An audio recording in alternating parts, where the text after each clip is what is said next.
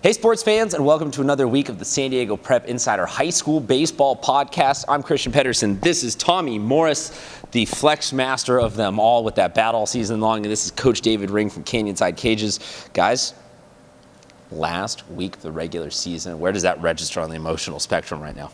These games are tight right now. These games are important. Yeah, especially for these teams at the top of their leagues. Basically playoff games right now anyway for them. I mean, it has had that feel sort of all season long with some games being really close, but then you start to look at the schedule and you're like, wait. It's over.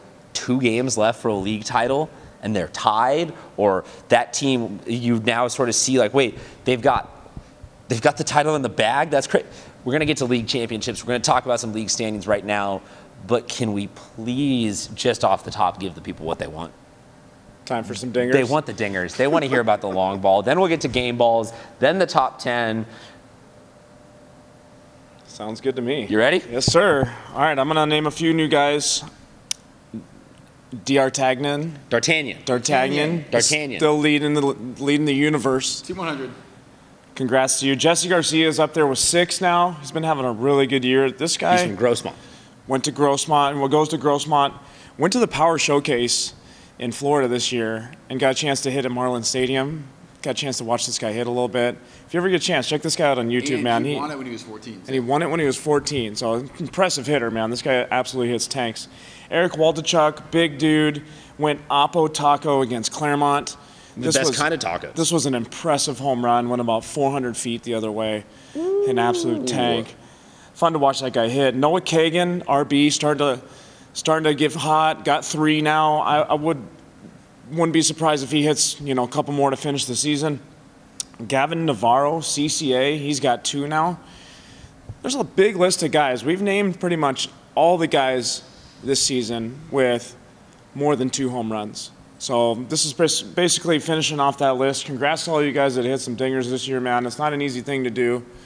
And we'll finish next week with an actual final standings of who is in the top maybe 5 spots in the county. For sure. Maybe give out a little bit of an award for that slugger at the top of the heap. Speaking of awards, we will close out the show with the winner of our SDPI fantasy draft in terms of the fan voting. We'll get to that, so hang on for that. Tommy, you want to hit us with some game balls? Yeah, I've got Ivan Canales, Steel Canyon with a CGSO. That's a complete game shutout. And 10 strikeouts.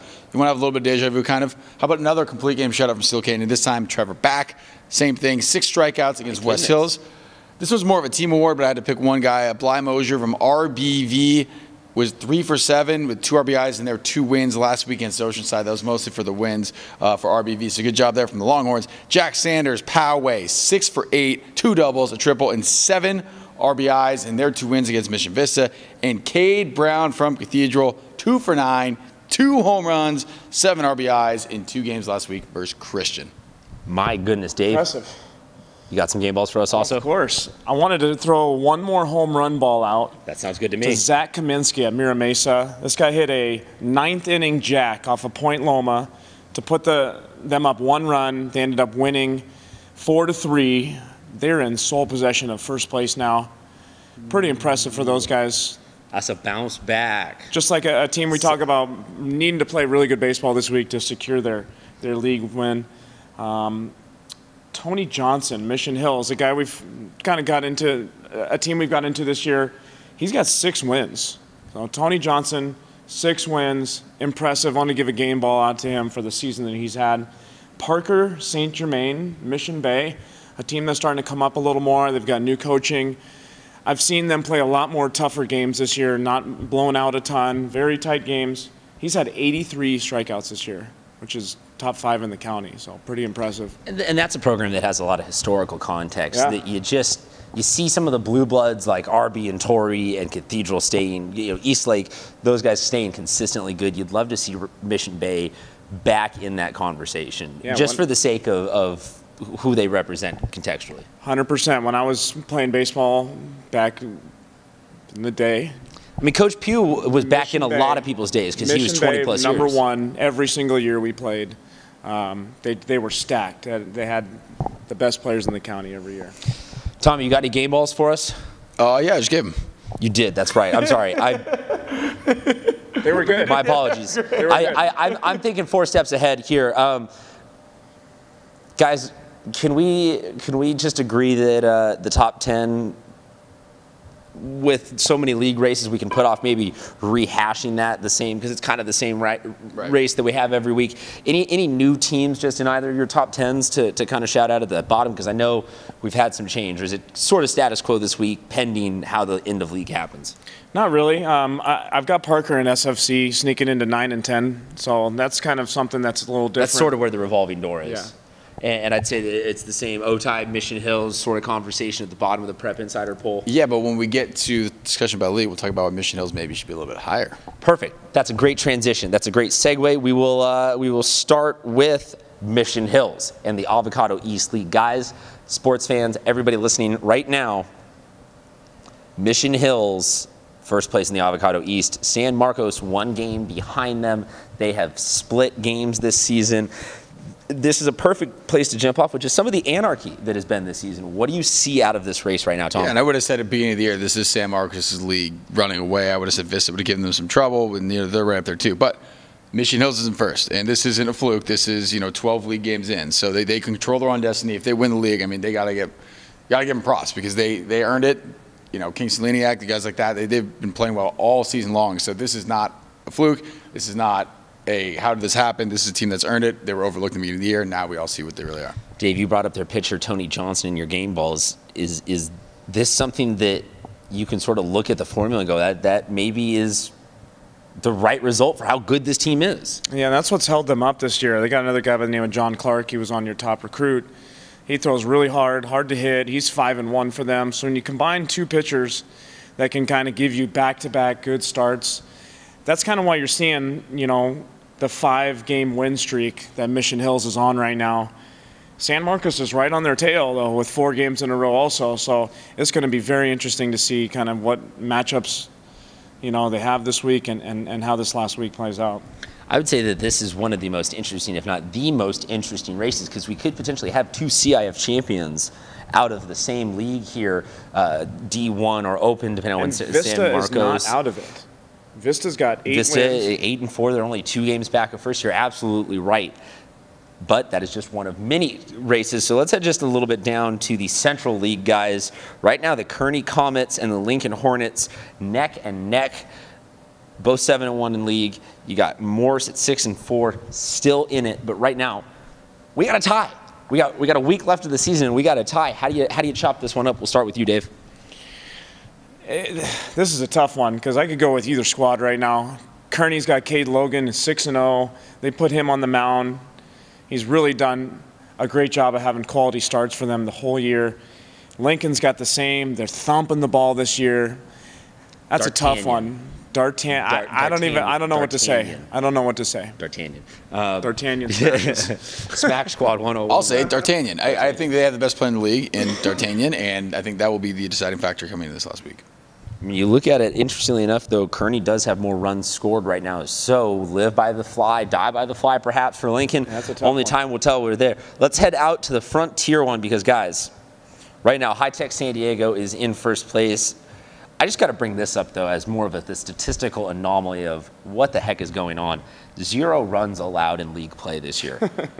3 shutouts for High Tech San Diego as they lead High Tech Chula Vista by a half game, with Gompers Prep Academy also in that mix. But, guys, a goose egg for runs allowed in league? You got to stick with them then. I mean, you can't lose a game if you don't give up a run, right? I mean, yeah, that's the most literal understanding of the game that I have ever seen from a team, statistically speaking, is like, They haven't scored on us, so of course we're going to win. If any team can thump the ball in that league, it's High Tech High Chula Vista with Kai Statersum, Jacob Robinette. I mean, they've got 3 or 4 hitters that are hitting above 500 on that team. So where are the runs? That's what we need to see. That's what we need to see. So if anyone can do it, I believe in Chula Vista to do it. I'm going to take them to kind of thump the ball this last week. Okay, so you see a change in the lead there. Next one, guys, we're going to keep sprinting through this. The Pacific League, Classical Academy at 3-1, Foothills Christian 4-2, with Tri-City Christian 2 games back in 3rd place there. Guys, Classical Academy, they made a deep playoff run last year, losing to, I want to say it was Bishops, before Bishops goes on to the final. Foothills, though, they're an up-and-coming program. They've had some standouts. Tri-City Christian also in it. Anybody right here that is willing to, either of you guys willing to go out on a limb and pick a horse in this race? I'll put Classical. I mean, we just talked about runs allowed. How about non-runs allowed? The next closest is 20. So if you're getting it done on the mound, it's kind of hard to get beaten. And also they got the advantage of the fact that, some of these teams have played more league games than them, so they're going to, in the loss column, as people like to talk about. So they really control their own destiny here, and I think they'll be able to hang on. Yeah, Classical's been playing tight games. And when you play tight games and you're used to kind of that suspense, it helps in the playoffs. As a coach, I love to kind of play those games early in the year and then play them late in the year, kind of get your tempo set for the season. So I like Classical for sure. Here's another confusing one, and this is why you play the game. The Western League, guys, right now is it's a jigsaw puzzle. We got Cathedral Catholic, St. Augustine, pretty much neck and neck. Saints beating Cathedral earlier this week to just further confuse things. We've talked about Scripps and Madison, two teams also in this league, and Christian. It's being teams playoff-wise that might be in it, but they are de facto kind of out of this race. So Saints and Cathedral, Saints just beats Cathedral. Does Saints get it done and take the league back? They've been hitting the ball well. Fisher Pyatt, Jack Dolak. Smack Jack, man. Those guys can smack the ball a little bit. You notice everyone's been beating each other up in this league a lot, and these are kind of the guys that are kind of on the outside of beating each other up. Like Madison just lost to Scripps Ranch last week. I mean, it's one of those things where it's up in the air for me. I personally like Cathedral because of all the leadership they have. I don't see them faltering at the end of the season.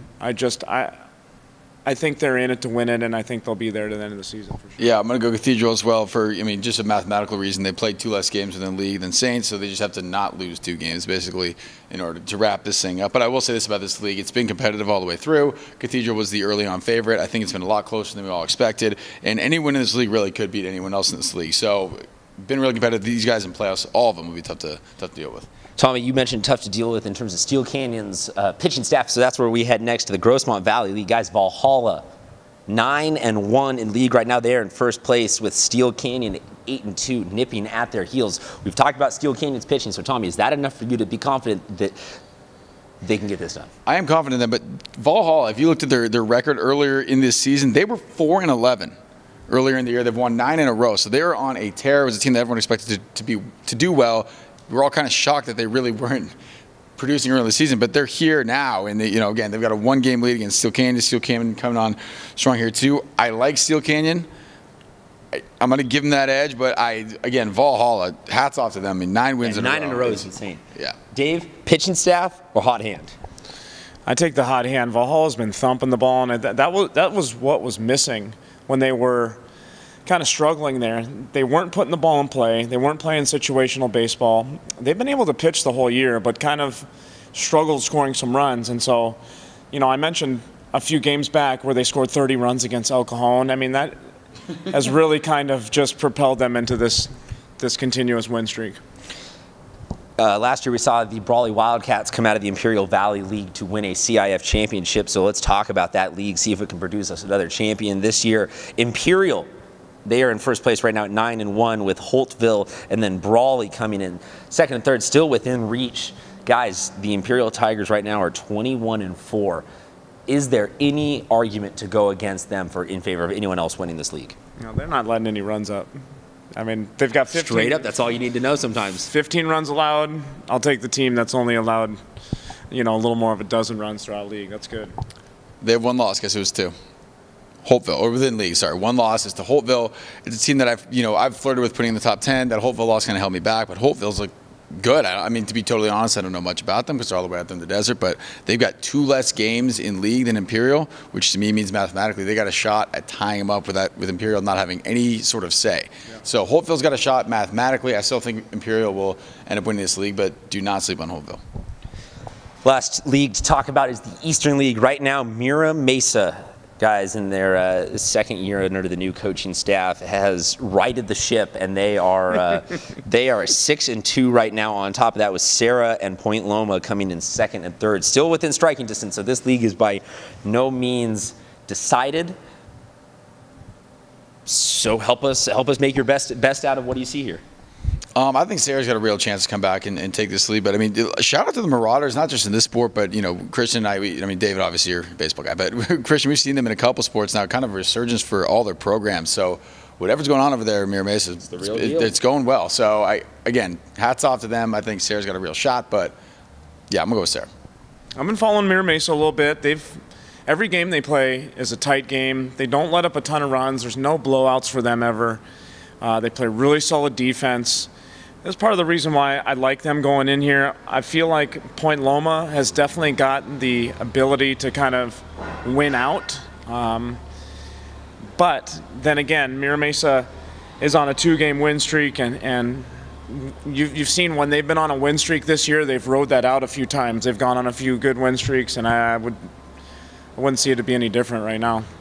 Fair enough, guys. I promised all the fans out there that I would close out this podcast talking about the top vote receiving teams for the San Diego Prep Insider Fantasy Draft. Are we ready to go over this? Everyone's still friends no matter what happens. Team Dingers, we'll start with the Twitter poll results. Team Dingers, 23 retweets. Team 100, 35 retweets, and Team Fuego 45 retweets. So Team Fuego in the lead through the first round of voting. Let's head over to the Russian Instagram robots. vote. Yes, exactly. A few more people voted on Instagram than Twitter. Yeah, 403 votes for Team 100. We got 254 votes for Team Dingers. Way off. And 423 votes for Team Fire. So Team Fuego, congratulations. Twitter world and the Instagram world The fans have spoken. They believe that you are the champions. We will all just be able to perpetually disagree until next year's votes and next year's team. Guys, next time we see each other, it's going to be the postseason. You all ready for that? Yes, sir. All right, so we'll have the brackets coming out. We'll be back with a wrap-up / look forward to all the podcasts, all the brackets. Tommy? This is why I don't trust the internet. This is why you don't trust the internet, because people and their cat accounts can be out here voting for stuff. Guys, we'll see you next week. Thanks for watching, sports fans.